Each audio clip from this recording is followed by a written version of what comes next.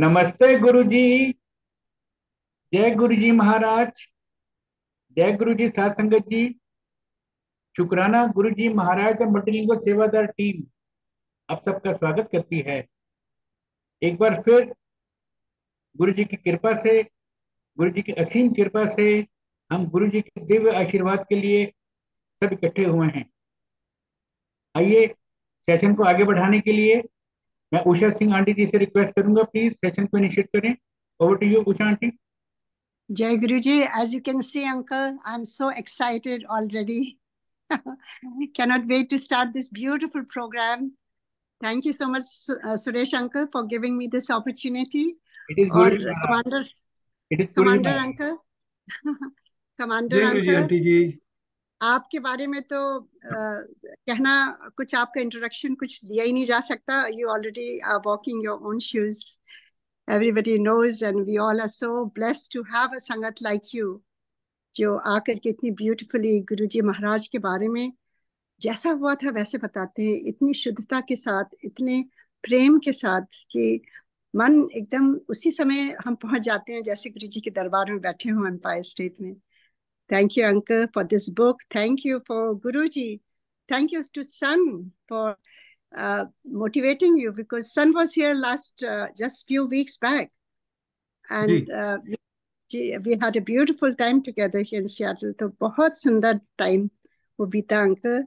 Thank you for writing this book for the future generations. It's not about anybody. It's about the new संगत जो आ रही है, नई पीढ़ी आ रही है गुरुजी के, और केवल गुरुजी के नहीं, हमारे अपने परिवार की पीढ़ियां जो आ रही हैं, वो समझेंगे कि हमारे दादा, हमारे परदादा किस तरह से, किससे जुड़े थे, और क्या हमारे गुरु के का महत्व क्या है. तो ये सारी चीजें मुझे लगता है कि आपसे प्रेरणा लेनी चाहिए. मैं तो ले ही रही हूँ आपसे प्रेरणा. बहुत ही सुंदर आपने ये लिखा है. And thank you uncle. Usha aunty, I take your permission. इसीलिए ही आने वाली पीढ़ियों के लिए पुरानी संगत, सो कॉल्ड पुरानी संगत, जो हम कहते हैं कि गुरुजी के टाइम की संगत, उनका उनका ये दायित्व बनता है कि वो अब शर्म छोड़ें, आगे आएं और अपने अनुभवों को शेयर करें. अंकल मैं तो 100%, 100% इससे बिल्कुल समर्थन देती हूँ आपका, क्योंकि मैं हमेशा यही कहती हूँ कि ये रिस्पॉन्सिबिलिटी है और ये गुरुजी की बहुत बड़ी सेवा है. इसमें हम अपनी कोई बड़ाई नहीं कर रहे हैं. ये जैसा हुआ था वैसा केवल हम लोग तो. आंटी 60% से ज्यादा संगत पंजाब में अभी भी ऐसी है कि जो सोचते हैं कि संगत शेयरिंग करने से उनकी ब्लेसिंग्स कम हो जाएंगी. अंकल अब वो गुरुजी महाराज ही उनके साथ जैसा कहेंगे वैसे ही होगा. अब कोई और कुछ नहीं उससे कर सकता. अगर ऐसी सोच हो तो फिर वही गुरुजी ही अपने हिसाब से करेंगे. पर एटलीस्ट जैसे कमांडर अंकल जैसे इतने शुद्धता से बोलते हैं, तो ये सब चीजें, ये भी गुरुजी की ब्लेसिंग है कि इतने अच्छे लोग बाहर आ रहे हैं और शेयर कर रहे हैं और दिल से खुल करके. Because we become naked when we share our satsang with Guruji. There's nothing to hide because Guruji is everywhere. उनसे वो हमारी सोल तक पहुंचे हुए हैं, तो क्या हम क्या छिपा सकते हैं. तो thank you so much. And now a very accomplished reader, Dr. Neeja Arora, I welcome you to this platform. It's so beautiful to have you here. As आप सब जैसे जानते होंगे, गुरुजी की संगत तो है ही है. सबसे बड़ा इंट्रोडक्शन हमारा है कि हम गुरुजी की संगत है, क्योंकि उससे बढ़ के कोई इंट्रोडक्शन ही नहीं है. अगर गुरुजी की संगत है तो anything is possible. Nothing is impossible in Guruji's world. He takes us to our maximum capability, जहां हम अपनी ऊर्जा से, अपनी शक्ति से, अपनी मेहनत से पहुंच नहीं सकते हैं. तो हम अपनी मेहनत करते रहें और गुरुजी हमें यूं ही ब्लेस करते रहें. And a little introduction about Neeja auntie, how, she is an accomplished gynecologist, and then she went into a public platform जिस पर आप medical platform, हाँ, public health में, जिसमें she is a very accomplished consultant with an American company living in India, in Delhi. And how you did such a beautiful work in eradication of TB. You worked towards that for 13, 14 years, long time. And that's a very good accomplishment, I would say. And managing all the roles together. And I know as a woman how hard it is to managing a taxing career and doing so much research, so much working for the community, for the welfare, सबके लिए ये सारी चीजें जगह करना, और it is just Guruji's blessings. And she is a very accomplished singer also. So, you know, singing is like the voice of the soul. I feel जो भी गा सकता है, इससे अच्छी कोई बात ही नहीं हो सकती है. गाना तो Usha auntie, besides that, I'm sorry to intervene between. Besides that, she is an active multilingual Sevadar member for the last 3 years. Very good. Thank you so much, Uncle, for putting that in, and thank you. तो जितना भी बोलें उतना कम है. पता नहीं और क्या क्या चीजें बीच बीच में अंकल बताते रहेंगे आपके बारे में जो हम सबको नहीं मालूम है. Thank you so much. Aunty जो आपकी आने वाली हिंदी बुक होगी ना, उसमें doctor नीजा is also going to take part. Oh, very good. Thank you so much. So we will be vice versa. We will be doing. Doctor Neeja को पहले से आगाह कर दिया है कि be prepared for that.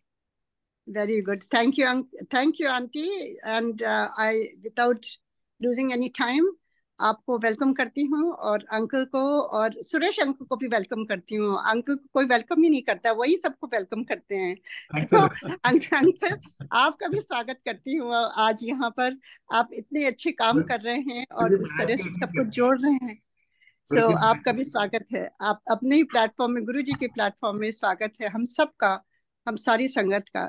और जितनी भी संगत आई हैं सुनने के लिए, उनको भी मैं धन्यवाद देती हूँ, जो आके जुड़ते हैं और सुनते हैं और हमारा मनोबल भी बढ़ाते हैं. क्योंकि जितनी संगत आती है, हमें मन होता है कि हम और अच्छी तरह से गुरुजी की सत्संग सुनाएं और बुक रीडिंग करें. तो जय गुरुजी. Without any further ado, please, Nija Arora, Auntie and Uncle, you take the platform now. Jai Guruji. जय गुरुजी संगत जी. जय Guruji Usha aunty, Raj uncle, commander uncle, Suresh uncle और सारी संगत जो आज यहाँ पर आए हैं. बिल्कुल ऐसा नहीं था कि मेरे बारे में बात करके आप चालू करेंगे. मेरे को तो I am feeling so humbled already, and I was feeling very tongue tired in the beginning कि मैं आज बोल भी पाऊंगी कुछ कि नहीं बोल पाऊंगी. आपका सेशन अभी सबीना कोचर आंटी के साथ भी था, पर anyway, it's not about me, and we'll talk about the book now without much ado.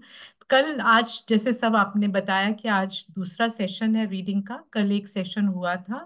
कल कमांडर अंकल ने प्रस्तावना बताया, परिचय किया, बताया कि किस प्रकार से ये विचार उनके मन में आया, किस प्रकार से अभी आपने बताया सन आंटी के इंकरेजमेंट से ये किताब लिखनी चालू हुई, सेशंस बोले गए, उनको ट्रांसक्राइब किया गया, फिर उसको एक किस तरह से एक बहुत लोगों के हाथ लग के और एक बुक की शेप ली जो आज बुक हमारे हाथ में है और आज हम जिसकी चर्चा करेंगे.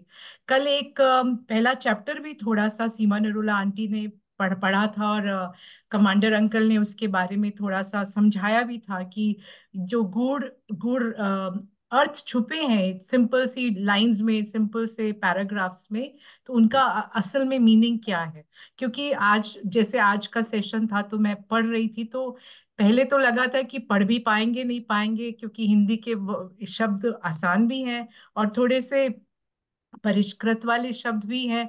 फिर लगा कि पढ़ के ऐसे भी नहीं पढ़ना कि समझ नहीं आया, केवल क्लास की रीडिंग हो रही है. पर फिर ये समझ आया कि जितनी बार पढ़ो उतनी बार एक नया अर्थ समझ आता है और फिर भी समझ नहीं आता है अर्थ. तो इस प्रकार कल सीमा निरोला जी ने बोला और कमांडर अंकल ने उसका थोड़ा थोड़ा समझाया. हमें मालूम है कि जितनी बार ये पढ़ेंगे, ये एक फिक्शन नॉन फिक्शन किताब नहीं है जिसको एक बार पढ़ लिया तो समझ गया. जितनी बार इसको पढ़ेंगे उतनी बार इसके गूढ़ रहस्य हम अपने आप को प्रकट करेंगे और हम इसको और समझेंगे. कितना सरल है ये समझने के बाद समझ आएगा. तो कल जो चैप्टर पहला है वो है गोपाल तेरा आरता. कल इसको आधा पढ़ा गया. तो आज सबसे पहले तो मैं ये पूछना चाहूंगी, अभी मैं टेबल ऑफ कंटेंट्स देख रही थी तो उसमें देखा कि 3-4 चैप्टर्स के जो टाइटल्स हैं वो गुरुजी के प्रिय शब्दों से लिए गए हैं. और मैं मानती हूँ कि ये भी एक बहुत ही प्रिय शब्द रहा होगा जो पहला चैप्टर इस नाम से रखा गया है। कल कल जो सेशन हुआ था उसकी बिगिनिंग भी एक बहुत ही सुंदर शब्द के रेसिटेशन से हुई थी, जिसमें इसका व्याख्या भी की गई थी। And I think half an hour, good time, over half an hour was dedicated to listening to that shabad.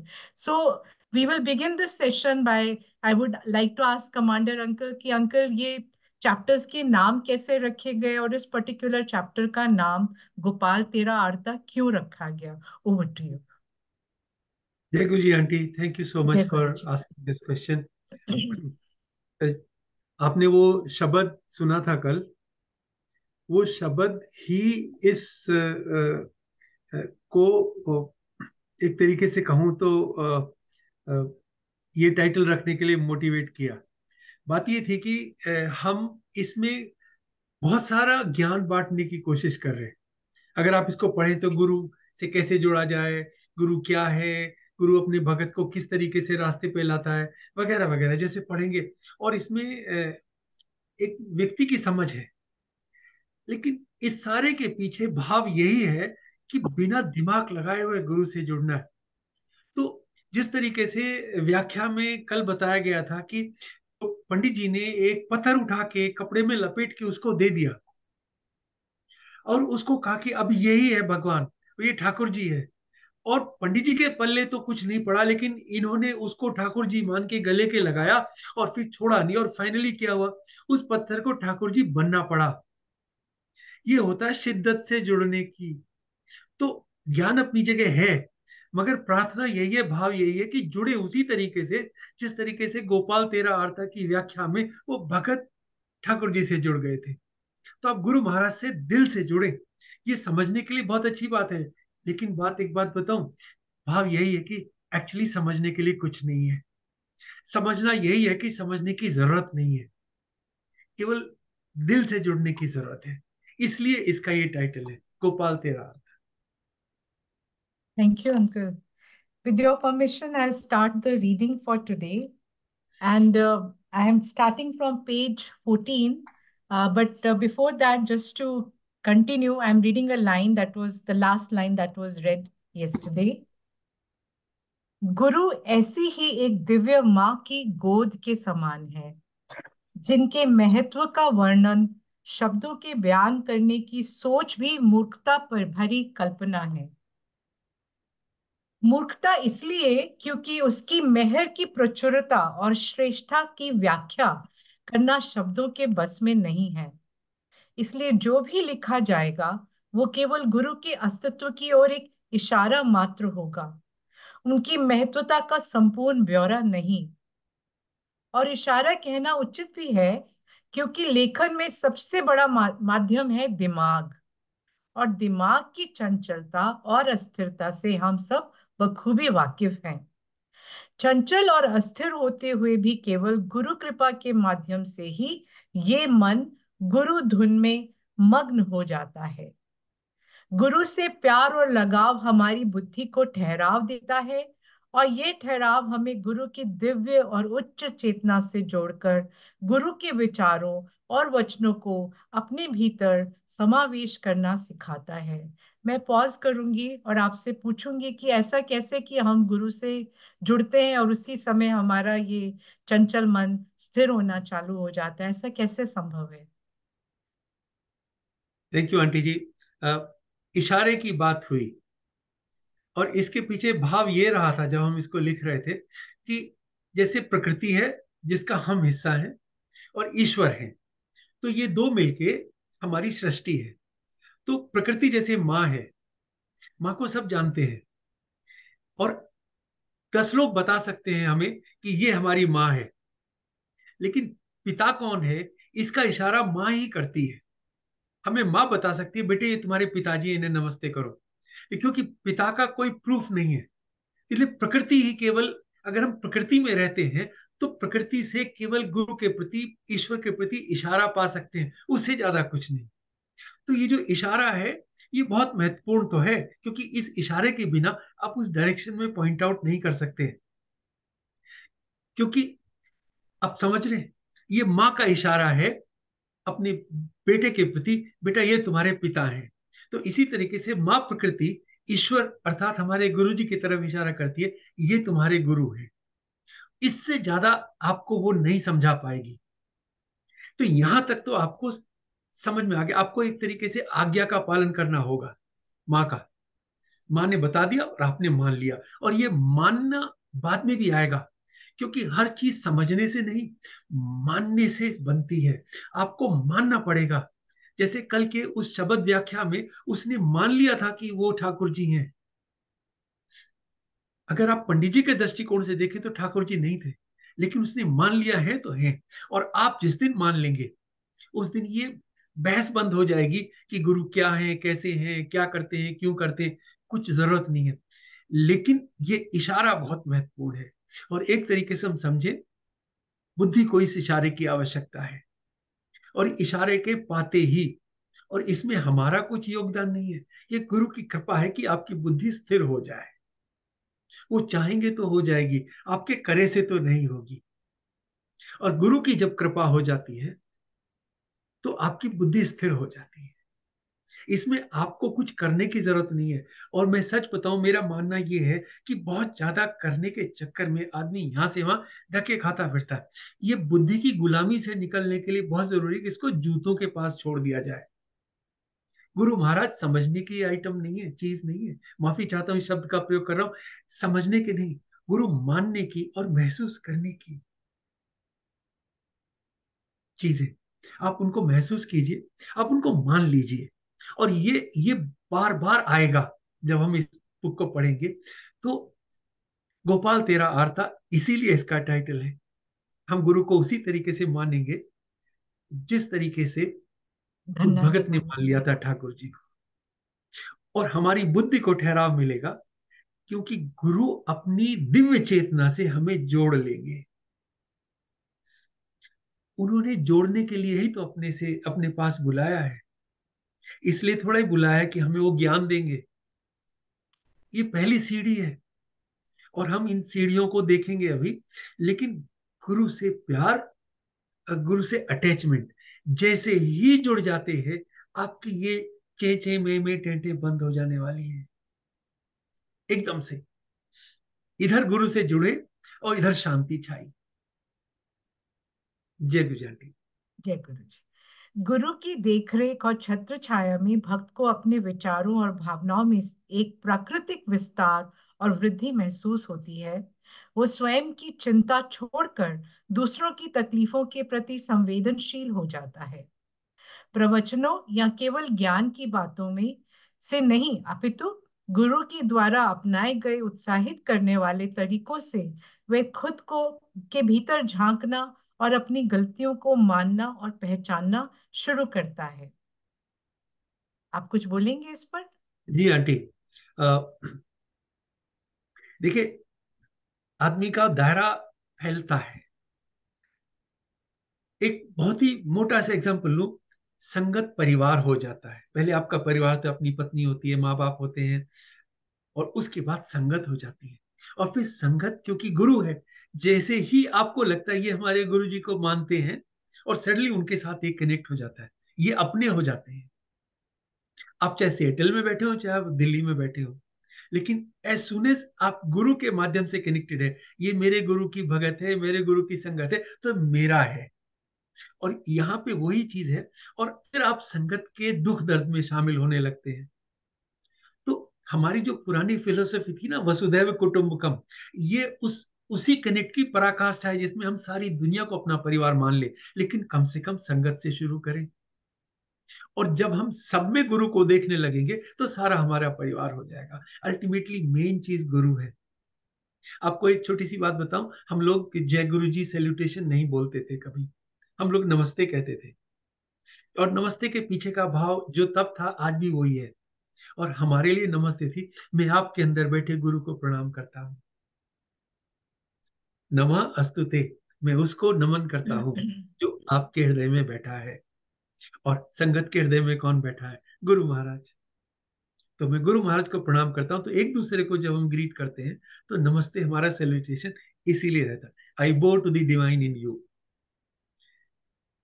और जब आप संगत से जुड़ते हैं तो उनके दुख दर्द में शामिल होने लगते हैं।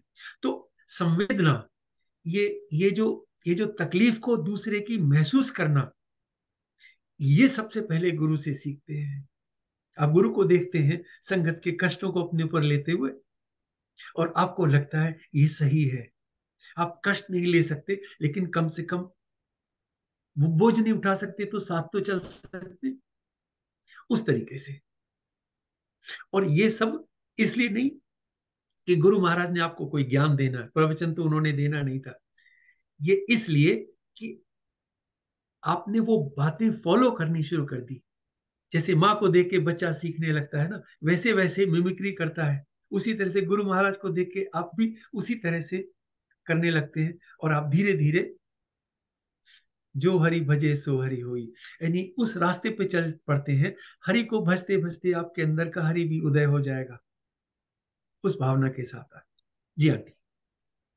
जैसा वह सोचता है वह सफर उतना रोमानी या सुहाना नहीं होता, इसलिए कभी कभी भक्त इस प्रकरण से गुजरने का इच्छुक नहीं होता। परंतु गुरु का कार्य ये है कि वे उसकी इच्छा के विरुद्ध होते हुए भी उसे इस आध्यात्मिक परिपक्वता के लिए तैयार करे। गुरु ये कैसे करते हैं ये तो केवल गुरु ही जानते हैं। वो भक्त की जिंदगी से जुड़ी घटनाओं के प्रतिरूप और स्वरूप को ही माध्यम बनाकर उसे तैयार करते हैं, आध्यात्मिक रूप से सबल बनाते हैं। ये गुरु का सबसे चमत्कारी पहलू है। उनके पास मौजूद अनेक दिव्य शक्तियां और एक अलौकिक ऊर्जा का संचार करती उनकी उच्च शारीरिक उपस्थिति ही उन्हें अद्भुत नहीं बनाते, परंतु उनका चमत्कार ये है कि वो किस तरह अपने भक्तों को एक मूड गूढ़ पक्के तरीके से रूहानी सफर के लिए तैयार करते हैं। थोड़ा सा इसके बारे में भी बताइए। ये आंटी एक शब्द आता है कि गुरु पीरा की चाकरी महाकरड़ी।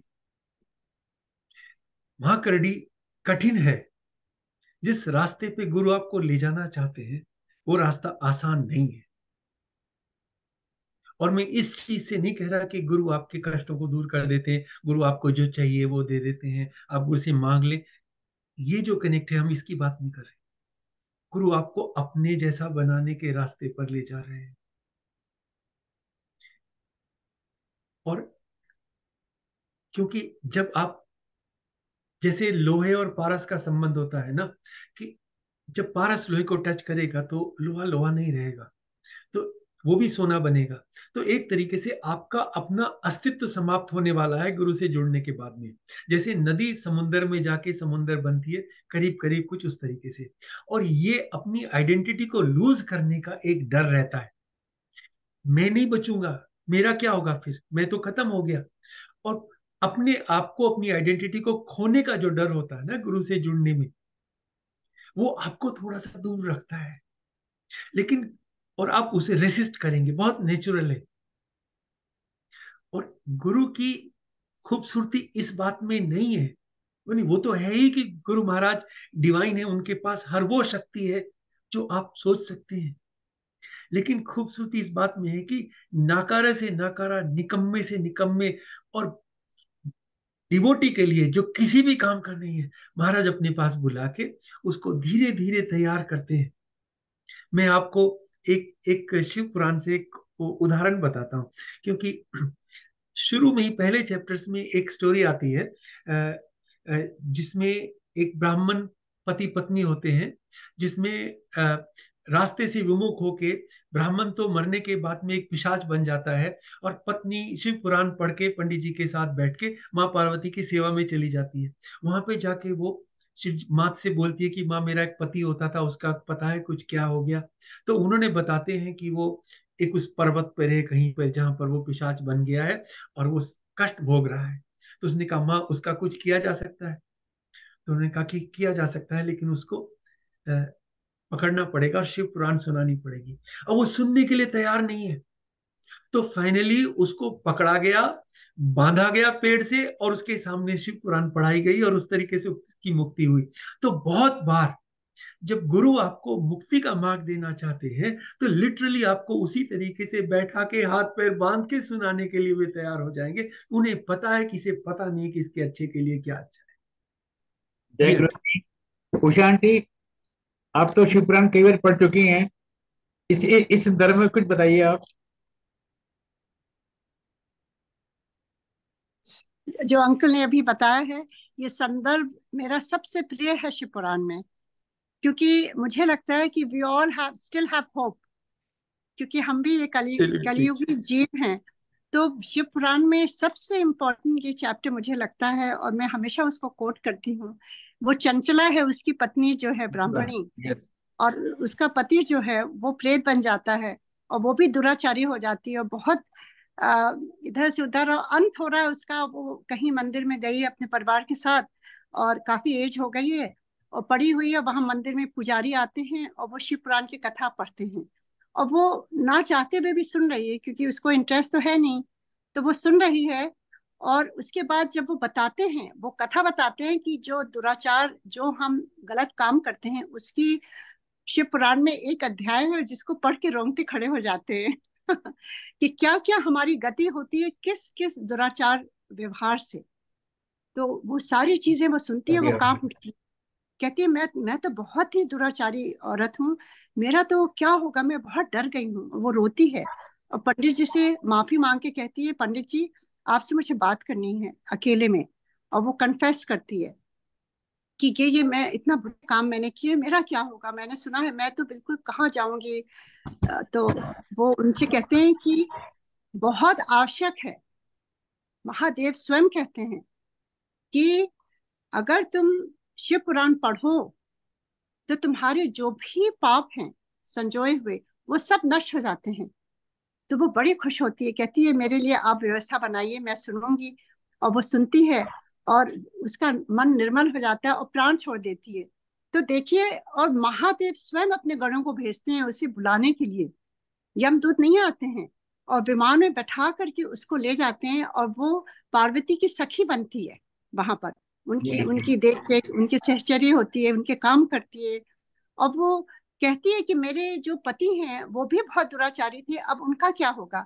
देखिए, एक एक हिंदू संस्कार की जो स्त्रियां होती हैं, चाहे जो हो, वो अपने पति के बारे में पहले सोचती हैं, और इसी प्रकार गुरुजी कैसे करते थे, इसीलिए लेडीज को ब्लेस करते थे कि चाहे जैसा भी पति हो, लेडीज हमेशा अपने पति के लिए प्रार्थना करती हैं। ये हमारा संस्कार है। मैंने देखा इसी हिंदू सनातन धर्म में ही ये ज्यादातर होता है, और कहीं नहीं। और किस तरह से वो कहती है, ठीक है मैं तुम्हारे पति को पता करती हूँ, पता होता है तो वो प्रेत बना रहता है, जैसे अंकल ने बताया, उसको व्यवस्था बनाई जाती है उसको बांध करके, जैसे गुरु जी करते थे। कभी कभी हम सबको एक एक व्यवस्था बनाते थे जो हमें समझ नहीं आता था, तो परेशानियां देते थे समझाने के लिए। तो उसी प्रकार उसको भी परेशानियां लग रही थी उस समय, और उसको सुनवाया, और वो भी उसको भी ले गया, और वो भी वहां पर उसका जीवन धन्य हो गया, और वहां पे सेवा करने लगा, दोनों पति पत्नी। तो ये दर्शाता है कि we still have hope, we still have hope. जय गुरु जी। Thank you. ओके। ये यात्रा को गुरुजी के साथ प्रारंभ करने के लिए कुछ प्रारंभिक कदम जरूरी हैं, लेकिन ये जरूरी नहीं कि इनका क्रम एक समान हो या सभी पड़ावों की जरूरत हर भक्त को हो। पहला पड़ाव या पहला चरण है भक्त को एक गुरु की चाह होना, चाहत के बाद गुरु के प्रति प्यार का पनपना, क्योंकि प्यार ही विश्वास की तरफ लेकर जाता है। और जैसे जैसे एक नया भक्त किसी नौसिखिए के समान अपनी भक्ति को जागृत करता है, वह खुद को गुरु के प्यार के लिए अपर्याप्त पाता है। यह स्वाभाविक भी है। मैं यही रुकूंगी पहला चरण के बाद, इसको समझेंगे फिर हम अगले चरण की बात करेंगे। आंटी जी, ये फाउंडेशन है गुरु के साथ कनेक्ट होने की। पहली चीज है कि महाराज आपके दिल में वो फीलिंग दे कि मुझे गुरु चाहिए, गुरु को आप चाहिए। ये तो डन है, उनके बिना तो आप आसपास पहुंच भी नहीं सकते। लेकिन फिर गुरु आपके हृदय में अपने लिए एक प्यार पैदा करते हैं, इच्छा पैदा करते हैं कि आप गुरु को पाने के लिए तैयार हो जाएं। और इस बुक का टाइटल जो ब्लेसिंग रेडी है ना, इस ईश्वरीय या दिव्य आशीर्वाद के लिए तैयार, ब्लेसिंग रेडी फॉर डिविनिटी। इसका पूरा का पूरा इसेंस यही है कि आप गुरु महाराज के लिए तैयार हो जाए, be ready for his blessings. और ये तैयारी भी महाराज ही आपके कराएंगे, आपसे वो भी नहीं होगा। लेकिन ये तैयारी करने का पहला स्टेप है, आपको मन में एक फीलिंग है, मुझे गुरु चाहिए, आई नीड माई गुरु। और जब गुरु मिल जाए तो गुरु के लिए आपके हृदय में प्यार होना, भक्ति नहीं, ज्ञान नहीं, प्यार। क्योंकि एक बार प्यार हो गया तो प्यार में सौदा नहीं होता। इट्स नॉट, वो बॉबी वाला गाना है ना, प्यार में सौदा नहीं, बिल्कुल उसी तरीके से एक बार गुरु से प्यार हो गया ना, फिर कुछ नहीं बचता। फिर आप क्या हैं, कैसे हैं, आपके क्या बैकग्राउंड है, आपके क्या कर्म है, क्या थे, कहां से आए, कहां जाएंगे, तो गुरु इट डजंट मैटर, बिकॉज वो फिर आपको सॉर्ट आउट कर देंगे पूरी तरीके से। ये चीज जो बात में है कि जैसे आप गुरु से जुड़ते हैं, आपका जो पहला रिएक्शन है वो जो हम सबका था, अज इन ओ माय गॉड, हम इन गुरु के लायक भी हैं कि नहीं है, how can I be even in the same space as my guru. जैसे मेरा, आप बाद में सुनेंगे, मैं तो पीछे बैठता था, because I never even felt once, आज भी नहीं महसूस करता हूं कि मैं इस गुरु के लायक कभी था या आज कभी हूं। लेकिन अगर मैं यहां हूं जहां हूं, तो इसमें मेरे गुरु की बढ़ियाई है, इसमें मेरा कुछ नहीं है। योग्यता के आधार पे मैं गुरु के पास नहीं, उनका गुणगान इसलिए नहीं कर रहा हूं, इसलिए कर रहा हूं क्योंकि गुरु महाराज ने मुझे ये सेवा बख्शी, इसमें उनकी बख्शीश है, मेरी कर्मों का फल नहीं है, ये उनका प्रेम है। इसलिए अगर सबसे पहला कुछ किया जा सकता है तो चाह, और फिर गुरु के लिए प्यार। जी आंटी। अगर आप अपने से बेहतर किसी से प्यार करते हैं तो जल्द ही आपको अपने कुछ कुछ कम होने का एहसास होता है। आप उनके प्यार के लायक खुद को बनाने की कोशिश करने लगते हैं। यही है इस यात्रा का प्रारंभिक दूसरा चरण, भक्त के अंदर गुरु के प्यार के लायक बनने की चाह का जागृत होना। यही चाह उसे अपने कमियों, खामियों और गुरु से जुड़ाव में कुछ कम होने का एहसास कराती है, और ऐसा केवल मिसाल के रूप में स्वयं गुरु का आचरण ही कराता है, कोई किताबी ज्ञान या उपदेश नहीं। आपने बताया कि हम अपने आप को छोटा समझते हैं क्योंकि देखते हैं हमारा गुरु कितना बड़ा है और हम में कितनी कमियां हैं। ये ये तो समझ आता है। और आंटी, केवल गुरु को देख के समझ आ जाता है। गुरु के दर्शन आपके आगे पीछे का हिसाब किताब सॉर्ट आउट करने के लिए बहुत है, ज्ञान की जरूरत नहीं है। That one look of Maharaj is all that it takes, आपका आगा पीछा सुलट जाए, उनकी निगाह काफी है। That one look is enough, and to me I remember that one look aunty, मुझे आज तक याद है वो पहली वाली जो जो निगाह थी, वो डर, वो महाराज के सामने लिटरली बिना कपड़ों के महसूस करना। बिकॉज जब ये समझ में आ गया ना कि बिन बोलिया सब कुछ जानता है, ही नोज एवरीथिंग, वो आपके दिमाग को पढ़ सकते थे, आपके आगे पीछे के जन्मों का हिसाब किताब कर सकते थे। ये रियलाइजेशन आपको डराने के लिए बहुत था। ये बाद में समझ में आया कि डरने की जरूरत नहीं है, क्योंकि गुरु तो हमेशा जानते थे, पास आने से पहले भी जानते थे तुम कौन हो, तुम कहां से आए हो, तुम क्या करते हो। तो फिर वो सरेंडर हो गया। अभी महाराज, अगर अगर आपको वो पसंद नहीं है जो मेरे दिमाग में है, आपको वो पसंद नहीं है मैं कहां से आया हूं, कहां जा रहा हूं, तो आपके लिए बड़ी बात है क्या, चेंज कर दो, आप मुझे वैसा बना लो जैसा आपको अच्छा लगे। और अगर नहीं बना रहे तो मैं समझूंगा मैं जैसा हूं आपके हिसाब से ठीक हो। जी आंटी। तीसरा चरण है भक्त द्वारा अपनी अंतरात्मा की शुद्धि का प्रयत्न करने की कोशिश करना। यह भी आवश्यक है। प्रार्थना, अनुष्ठान, धार्मिक रीति रिवाज, मंत्र तंत्र जैसे तरीकों से अंतरात्मा को शुद्ध कर सकते हैं, पर शुद्ध करने के लिए यही मार्ग हो यह जरूरी नहीं। गुरु केवल एक मेहर भरी नजर से काम चुटकियों में कर देता है। आपने अभी बताया आत्मा का पूर्ण शुद्धिकरण। ये शुद्धि कोई रस्मों रिवाजों से बंधी हुई नहीं है, बल्कि ये तो सभी विकारों को पनाह देने वाली मानसिक दलदल को हटाने से होती है। यह शुद्धि साधना और सेवा के माध्यम से ही हो सकती है।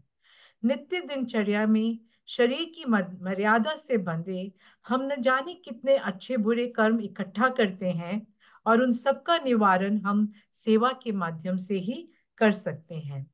भक्त को लगता है कि वो गुरु आज्ञा के अनुसार निस्वार्थ सेवा कर रहा है, लेकिन सच तो ये है कि गुरु हमारे कष्ट अपने ऊपर लेकर हमें सेवा के माध्यम से शुद्ध करते हैं, और सेवा वो इच्छा पूर्ति वृक्ष है जो हमें शरण भी देता है। अंकल, ये तो एक एक लाइन में बहुत कुछ लिखा हुआ है।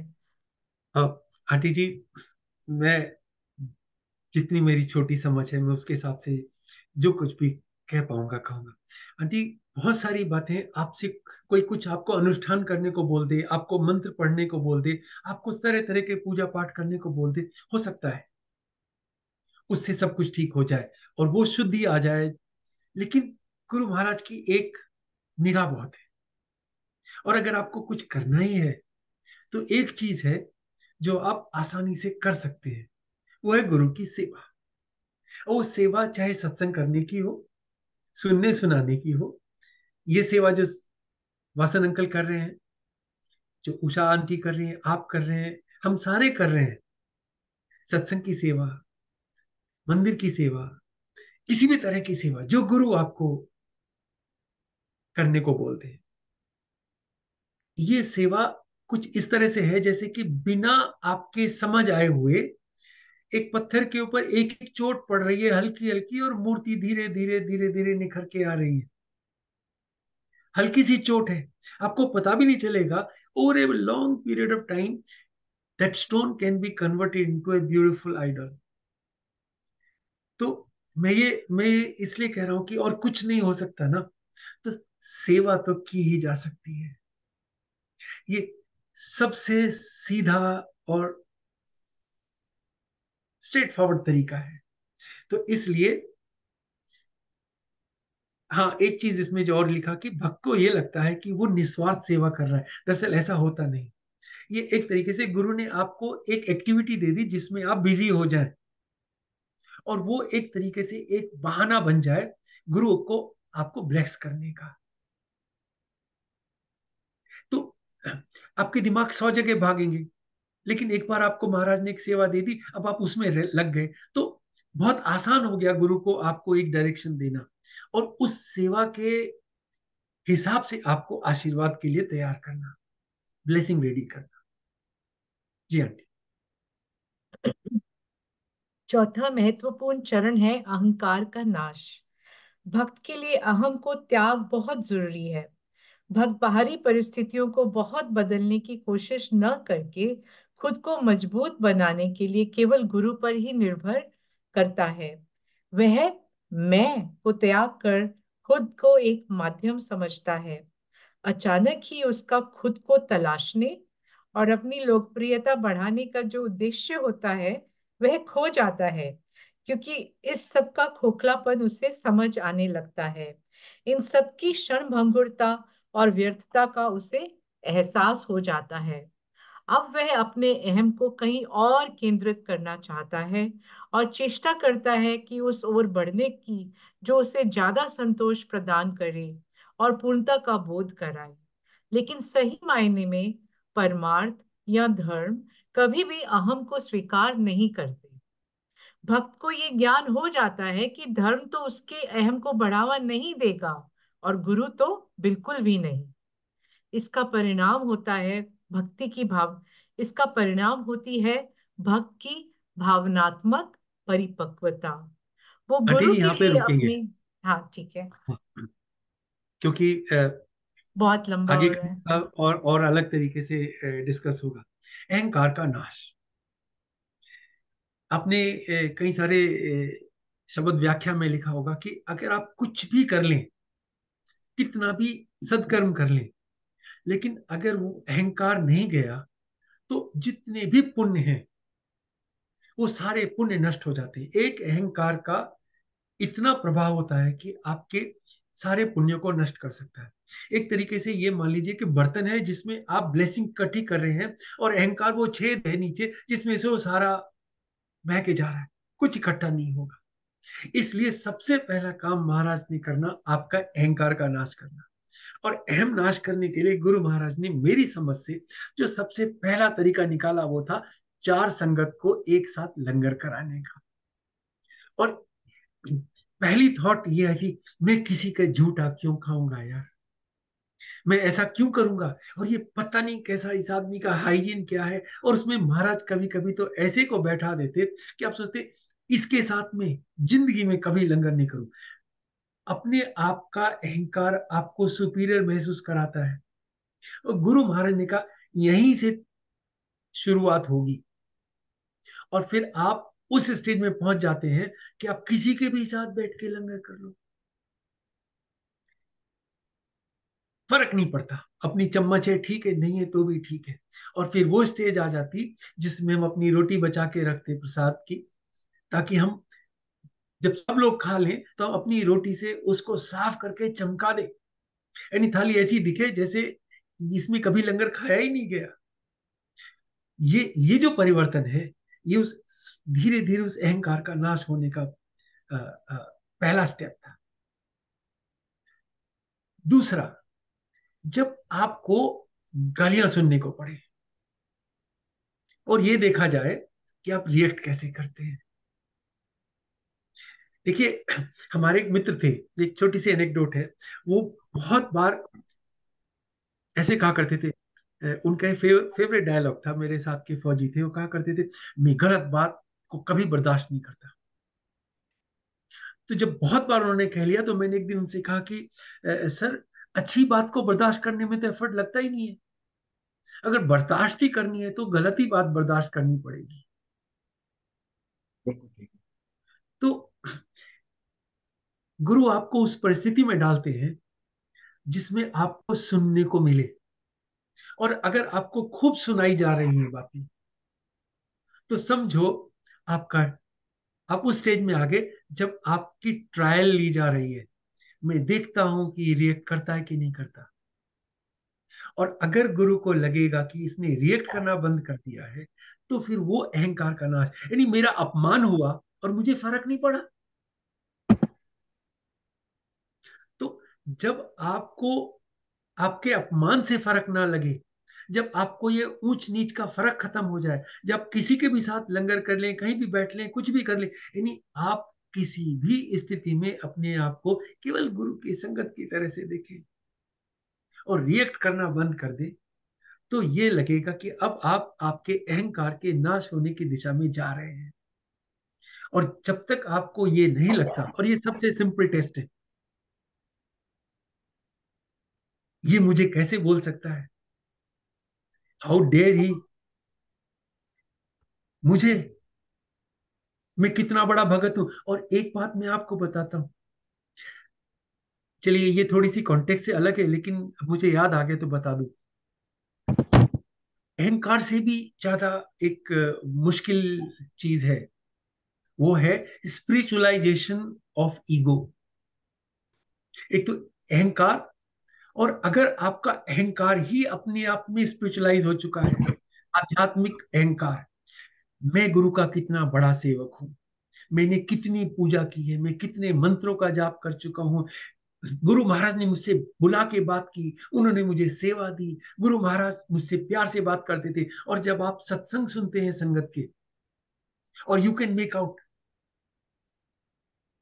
कि प्राइड गया नहीं, ये स्पिरिचुअलाइज हो गया, ये जो ईगो है ये आध्यात्मिक बन चुकी है, और आध्यात्मिक ईगो से पीछा नहीं छूटता आंटी जी, ऑर्डिनरी ईगो से छूट जाता है। तो इससे बहुत बचने की जरूरत है, और ये गुरु का सबसे महत्वपूर्ण कार्य है। और आपके प्रति गुरु महाराज का जो जो दायित्व है उसमें आपके अहंकार को पूरी तरीके से नष्ट करना आवश्यक है। पूरी तरह से मतलब पूरी तरीके से, उसका जरा भी बीज ना बच जाए। और उसकी पहली कड़ी होती है, आपको अपने अपमान को सहन करना सीखना होगा, रिएक्ट नहीं करना होगा। और जब अहम नष्ट हो जाएगा, जो कि आप पढ़ेंगे, उसके बाद समर्पण की स्थिति आएगी। सरेंडर उससे पहले नहीं होगा। हम उस पर बाद में आएंगे। आंटी जी, आप प्लीज कंटिन्यू कीजिए। वो गुरु के लिए अपने असीमित प्यार और उनको पाने की चाह को, की तड़प को आंतरिक भावना के रूप में ही रखता है। वो गुरु से प्रार्थना अब भी करता है, लेकिन प्रार्थना में से स्वार्थ, स्वयं के लिए दया मांगने की भावना अब शेष नहीं रहती। भक्त अब अपने लिए मांगना और अपने फायदे के लिए परिस्थितियों के बदलाव की चाह को छोड़ देता है। अब जिंदगी के घटनाक्रम में उसे गुरु का हस्तक्षेप साफ साफ नजर आता है। अहम के नष्ट होते ही गुरु से मिलता है एक अनूठा तोहफा, समर्पण। यही है पांचवा पड़ाव, जब भक्त गुरु को समर्पित हो जाता है। कहते हैं कि शिष्य को गुरु का पूर्ण समर्पण अवश्य करना चाहिए, लेकिन कौन किसको समर्पण करेगा? चाहकर समर्पण कैसे हो सकता है? जिस क्षण आप सोचकर समझकर अपने मन और बुद्धि को समर्पित करने के लिए प्रेरित होते हैं, उसी क्षण समर्पण समर्पण नहीं रहता। वह केवल मनुष्य की सोच की प्रतिक्रिया बन जाता है। जी, यहाँ इस पे रुकेंगे। महान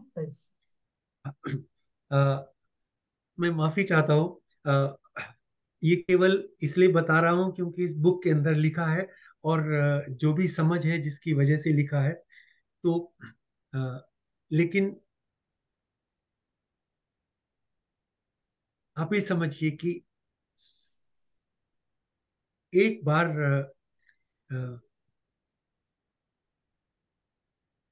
आपकी गुरु के साथ में एक ऐसी रिलेशनशिप हो जिसमें आपके पास एक लॉन्ड्री लिस्ट है, मुझे गुरु से क्या चाहिए, और गुरु वो दे सकते हैं, तब तक आप कभी समर्पण की स्थिति में नहीं आ सकते हैं। तो तो अगर गुरु की समर्पण की तरफ जाने के लिए आपको पहला कदम लेना है, ईगो को समाप्त करने के बाद, अहंकार नष्ट होने के बाद में, वो ये है कि मैं गुरु से मांगूंगा नहीं। अभी गुरु को मानना तय नहीं हुआ है। मुझे नहीं पता है कैसे माना जाता है, मुझे नहीं पता समर्पण कैसे होता है, और इस इच्छा के साथ समर्पण करना तो कभी कर ही नहीं पाएंगे, मुझे गुरु को समर्पण करना है। ये वो चीज है जो होगी कि नहीं जाएगी।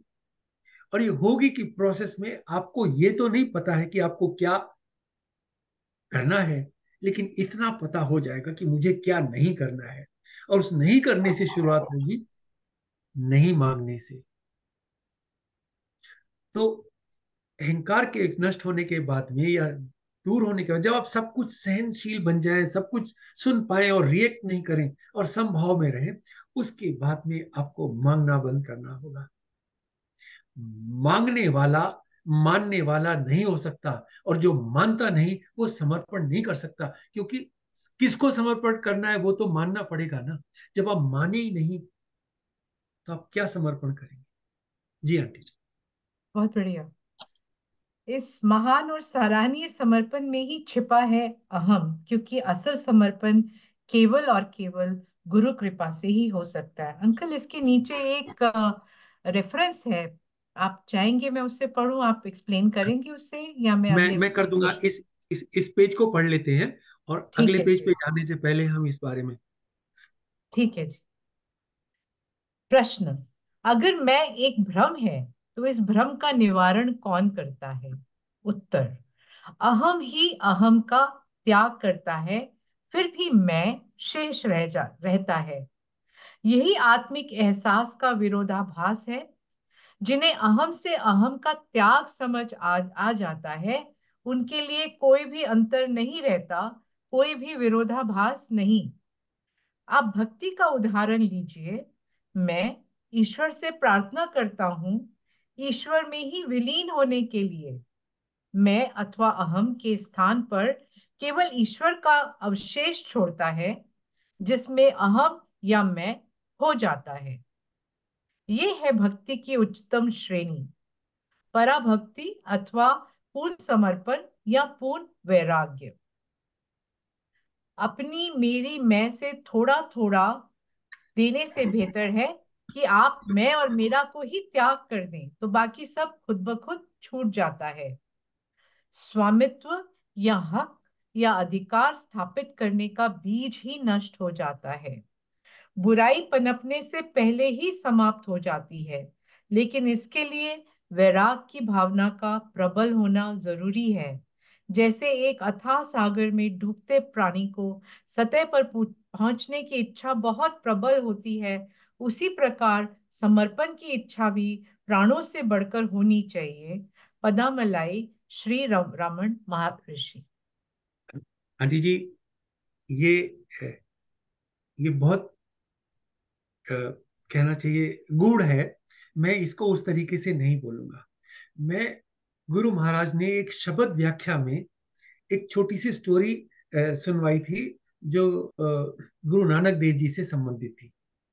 मैं वो स्टोरी बताता हूं, फिर यहाँ पे आएंगे और इसमें फिर हम केवल एक लाइन पढ़ेंगे और बाकी सब छोड़ देंगे।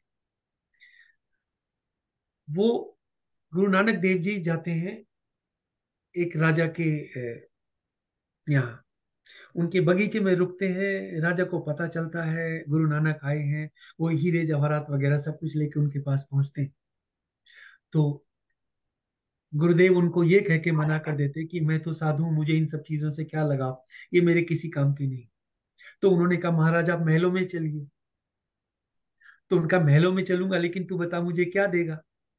तो राजा ने पहले सोचा अभी अभी सब कुछ दे रहा था, तब तो ले नहीं रहे थे कि मुझे क्या जरूरत इनकी राजा, और अब मैं महलों में जा रहा हूँ, मुझे बुला रहे, तो बोले कि क्या देगा। तो उन्होंने बोले महाराज ये राजपाट सारा आपका हुआ। तो उन्होंने बोला कि तुम्हारे तो पिताजी बाबा दादा सब मेरा मेरा करते निकल गए, ये उनके साथ नहीं रहा, तो ये तेरा भी कैसे रहेगा। तो ये तो दी जानी चाहिए वो चीज जो अपनी हो। और महाराज ये शरीर तो मेरा अपना है, ये ले लो। तो उन्होंने कहा कि राजन इससे पहले तू पता नहीं कितने शरीर पा चुका है, छोड़ चुका है। वो तेरे शरीर अपने नहीं हुए तो ये शरीर अपना कैसे हो जाएगा। करेक्ट। तो जब सब कुछ हो गया तो उसने आखिर में कहा कि गुरु महाराज फिर मैं आपको क्या दूं। तो बोले राजन ये मैं मुझे दे दे। तो उन्होंने कहा महाराज मेरे बस की नहीं, आप ही ले लो इसे। And this is exactly the thought that you can have. ये जो मैं है ना, ये मेरे बस का देना नहीं है, आप ही ले लो, इसको निकाल लो। और फाइनली जब उन्होंने कहा ठीक है राजा मैं खुश हो गया, अब तू अपना राजपाट संभाल काम कर। तो बोले महाराज किसका राजपाट, जब मैं ही नहीं रही तो ये राजपाट कहाँ रह गया। तो उन्होंने बोला तेरे से राजपाट नहीं छुड़ाया था। इतना फर्क कर ले कि आज तक तो इसे अपना समझ के चलाता था, मेरा राज्य मेरी प्रजा मेरा शासन, और अब तो इसे गुरु की सेवा मान के कर ले। काम वही है आंटी जी, भाव बदल गया। इसमें एग्जैक्टली वही चीज है। हमारे यहाँ गीता में इसको दृष्टा भाव कहा गया है कि आप कर्ता से साक्षी बन जाए। Be witness to yourself. अपने आप को करते हुए देखें, करें नहीं। करने में और करते हुए देखने में एक फर्क है। तो हमें जो समझाया गया वो गुरु महाराज ने समझाया वो ये कि अब उस सीक्वेंस को देखिए। अहम नष्ट हो चुका है, मांगना बंद हो चुका है, और अब करना भी बंद हो गया। अब बचा क्या, करते हुए देखना। तो सीक्वेंशली आप अपने आप को इस सब टेंटेगिरी से बाहर निकाल रहे, और आप नहीं निकाल रहे। जैसे उनका महाराज मेरे बस का नहीं, आप ही निकाल लो, और गुरु निकाल लेंगे। आपको खाली उनसे कहना भी नहीं है इतना, you have to just present yourself there. आपको खाली अपने आप को समर्पित कर देना, महाराज कर लो अब आपने जो करना है, मेरे से नहीं होता। तो ये फीलिंग और समर्पण इसके बाद आएगा। जी आंटी जी। छठा चरण है गुरु में विलीन होकर एक हो जाना। ये एक चरण न होकर बाकी सब चरणों के पालन का फल है। अहम के नष्ट होते ही गुरु कृपा असीम और तत्पर हो जाती है और भक्त के व्यक्तित्व का केवल अवशेष ही बचता है। और अब ये व्यक्तित्व गुरु के रहने लायक केवल एक आवरण मात्र है। भक्त और गुरु अब एक हैं। गुरु उस भक्त को जिसे अपनी खोई पहचान का एहसास हो और जो जान चुका हो कि असल में वो कौन है, उसी के माध्यम से उसको ईश्वर स्वरूप होने की वास्तविकता का ज्ञान कराते हैं। जैसा कि श्री रामन महर्षि कहते हैं, ईश्वर, गुरु और मैं एक ही हैं। दिव्य ज्योति हमेशा प्रकाशित रहते हुए एक देह से दूसरी देह में प्रवेश करती है। गुरु और शिष्य उस दैविक शक्ति के लिए जो सब में विद्यमान होते हुए भी सबसे ऊपर और परे है, एक आरती की तरह से ज्योत देने का रिवाज बनाते हैं। जी आंटी, अब इसमें मैं आपको एक छोटी सी स्टोरी सुनाना चाहता हूँ, हाँ जी। और ये याद आती हैं तो मैं आपसे शेयर कर सकता हूँ। बहुत सारी चीजें हैं जो इस पुस्तक में नहीं आ सकती थी क्योंकि उसका स्कोप भी नहीं है। स्वामी दयानंद सरस्वती जी स्वामी बिरजानंद जी के पास शिक्षा लेने के लिए गए थे, दीक्षा लेने के लिए। तो बिरजानंद जी को दिखता नहीं था। तो उन्होंने जब उनसे पूछा कौन है, तो दयानंद सरस्वती जी का उत्तर था, महाराज यही जानने के लिए आया हूं। तो बस अगर अगर इतने से समझ लें तो गुरु के पास जाके ये फीलिंग नहीं कि गुरु मैं फलाना फलाना आपके पास आया हूं, बल्कि महाराज यही जानने के लिए आया हूं कि मैं कौन हूं। तो इस सारी की सारी जो प्रोसेस है गुरु के चरणों में आने की, वो ये जानने भर की प्रोसेस है। एक बार ये समझ में आ गया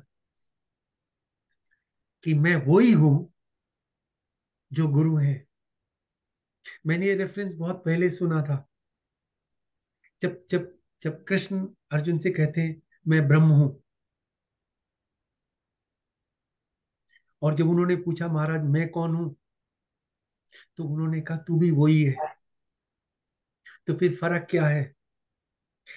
एक माया से परे है और एक माया के अंदर फंसा है, लेकिन है वही। तो ये जो प्रोसेस है, इसमें जैसे आपने भक्त और गुरु अब एक है,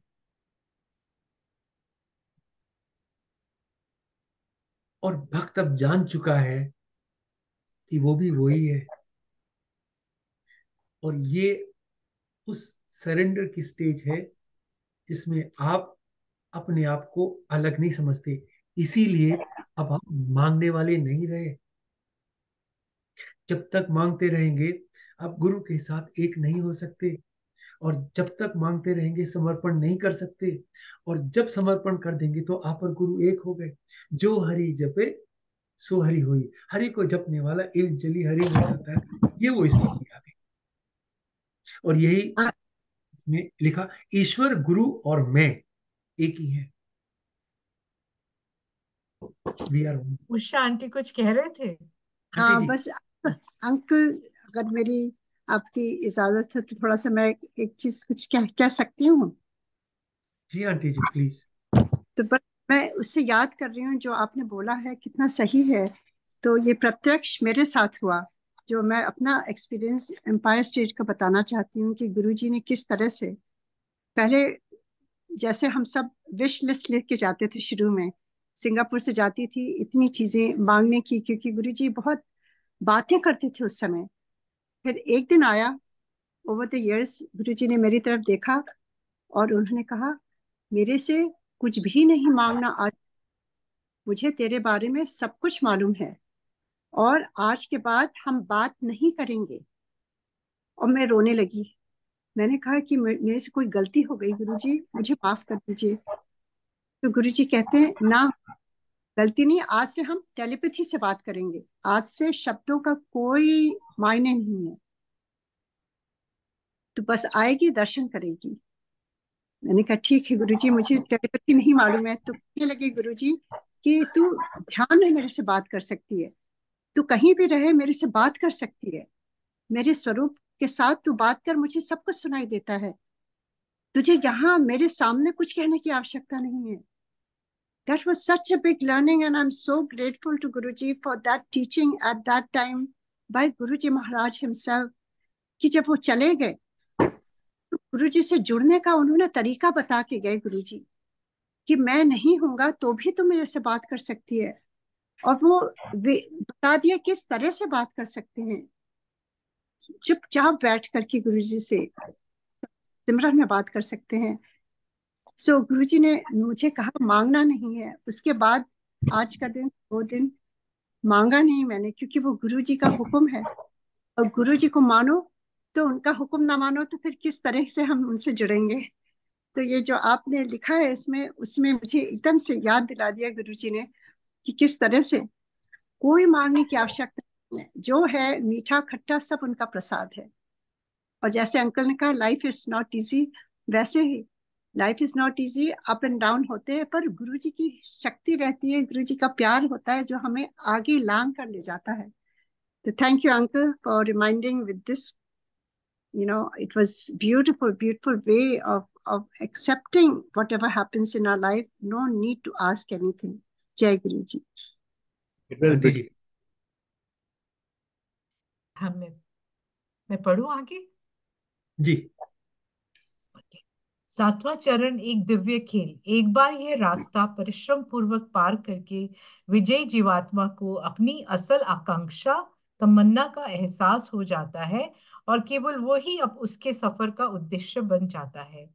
फिर शुरू होती है प्रभु की लीला, आपके माध्यम से दूसरों को भी ईश्वरीय दर की सीमा तक लाने का खेल। विकसित और जागृत रूह जिसने सारी सीमाओं बाधाओं को पार कर लिया हो, पवित्र पावन धार्मिक बन जाती है और संसार में विषय विकारों के बीच में रहकर भी सदा पवित्र रहती है। ज्ञान, ताकत, शुद्धिकरण, पूजा पाठ और कर्ता होने का आभास, इन सब का त्याग कर देती है ये जीवात्मा। अब रूह और ईश्वर का सीखना सिखाना भी पूर्ण हो चुका है, क्योंकि अब न कुछ पाने की चाह, न कुछ खोने का डर, न ही कोई उम्मीद शेष, न कोई शुरुआत और न अंत। क्योंकि हर शुरुआत और अंत उस एक ही में विलीन है। होना और ना होना उस दिव्य शक्ति के 2 हाथ हैं, जिसके पांव इस संसार में हैं और सिर उच्चतम स्वर्ग में। वो अपने रोम रोम से इस संसार का पालन करते हैं और उनका निराकार रूप इस संसार को और न जाने कितनी सृष्टियों को बांधे है। अंकल आगे पढ़ो, यहाँ पर बताएंगे। आंटी जी इसको थोड़ा सा तो बोलना पड़ेगा। अच्छा। जब जब ये सब कुछ हो चुका है, आप इवेंचुअली उस स्थिति में पहुंच चुके हैं जब आपको अब कुछ करना धरना नहीं बाकी है। It's all over, you are part of him, we are not there, not by even wildest imagination, but हमें पता है कहाँ जा रहे हैं, वो डायरेक्शन पता है। ये सारा ज्ञान, ये सारी शक्ति, ये प्रोसेस ऑफ प्योरिफिकेशन, पूजा पाठ, मैं ये करूं वो करूं या न करूं, कहा ये सब खत्म है। आप हैं भी या नहीं भी है इससे फर्क नहीं पड़ता, क्योंकि होना ना होना ये अगर है तो इसका मतलब है हर चीज जो शुरू हुई है उसका अंत होगा।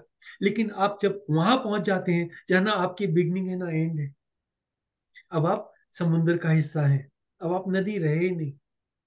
इससे फर्क नहीं पड़ा आंटी जी कि आप कितने गंदे नाले थे समुद्र में मिलने से पहले। नदी पानी समुद्र में जाए या सीवेज का ड्रेन, कोई फर्क नहीं पड़ता, वो अब समुद्र है। जब आप खुद समुद्र ही बन गए तो आप नदी को चलना मत सिखाओ, कैसे पहाड़ क्रॉस करते हैं, कैसे नीचे आते हैं, मैदान में कैसे चलना है, और दाएं बाएं कैसे आप जाएंगे, कहाँ तेज कहाँ स्लो, कुछ नहीं, खत्म हो गया किस्सा। ना शुरुआत ना and, eventually that is what you call being with the गुरु। अब आप गुरु के अस्तित्व का हिस्सा हैं, छोटा सा मगर है। जी आंटी। ये कोई आभास, एहसास या मुक्ति नहीं है, अपितु ये तो ऊंची उठती हुई वो उड़ान है जो हमें खुद से परे, दुनियावी सपनों से दूर, एक अनंत सच की ओर ले जाती है। एक ईश्वरीय कृपा हमारे जीवन में गुरु रूप में आती है और इस उड़ान का माध्यम बनाकर इसे संभव करती है। केवल गुरु कृपा ही हमारे जीवन की एकमात्र स्थायी सच्चाई है। हमारे गुरु जी के आशीर्वाद उनकी संगत के पूरे घर परिवार के साथ सदा रहते हैं। उनके आशीर्वाद उन सब के साथ हैं जो सामान्य, विनीत, अच्छे, वंचित, धन का अभाव होते हुए भी प्यार से भरे हों और जो अपने हृदय में गुरु और गुरु संगत को स्थान देते हों। ईश्वर हमारे दिलों में वास करते हैं, लेकिन उनकी मौजूदगी का एहसास अपने हृदय में हम केवल गुरु कृपा से ही कर पाते हैं। इसलिए हर हाल में, हर पल में गुरु जी की जीत है। जय है। जय गुरु जी। जितेंद्र पंत।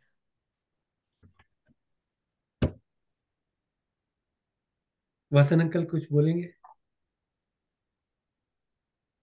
जितेंद्र पंत अंकल जी के बारे में सोच रहा हूँ अभी तक कि मैंने कितना अच्छा लिखा है इन्होंने। कमाल है ना। बिल्कुल कमाल है।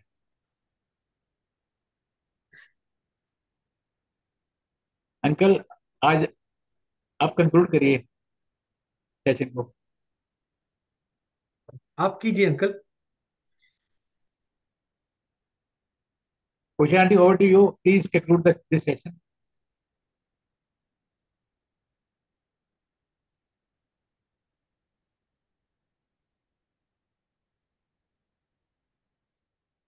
Over to you, Usha aunty. Yes uncle, जय गुरु जी। अनम्यूट करने में थोड़ा समय लग गया, उसके लिए क्षमा प्रार्थी हूँ। वैसे भी दिल्ली और यूएस में बहुत अंतर है ना डिस्टेंस।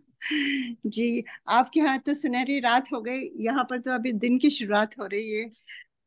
तो पर उससे कुछ गुरुजी ने अब हम सबको ऐसे पिरो दिया है एक माला में कि मतलब दिन रात का कोई आभास नहीं होता है। जैसे Guruji is beyond time and space. अब लगता है कि अगर इंडिया में सुबह 4 बजे कोई स्पेशल कोई सत्संग आता है तो गुरुजी अपने आप से आंखें खुलवा देते हैं और उसमें शामिल कराते हैं। तो ये बहुत बड़ी कृपा है उनकी। और अंकल, मैं क्या कहूँ, ये पढ़ करके तो आंखें नम होती हैं कि किस तरह से ये सारी चीजें इसमें जो लिखी गई हैं, कितनी कितनी मतलब एक एक भक्त के लिए। और जैसे आपने कहा कि सबसे ज्यादा जो आपने जो कहा है उसमें मुझे, मैं अपना बताती हूँ कि मुझे लगता है जो आपने कहा है कि एक आध्यात्मिक आगे बढ़ने का भी जो एक अहम हो जाता है, वो हम सबके अंदर जो हो जाता है उससे हमें बचना चाहिए। क्योंकि कहीं ना कहीं जरा सा भी हम ध्यान में बैठे या सिमरन में बैठे तो अपने को लगता है कि मुझे अनुभूतियां हो रही हैं, मुझे ये हो रहा है, मुझे वो हो रहा है, मुझे ये दिख रहा है, वो दिख रहा है।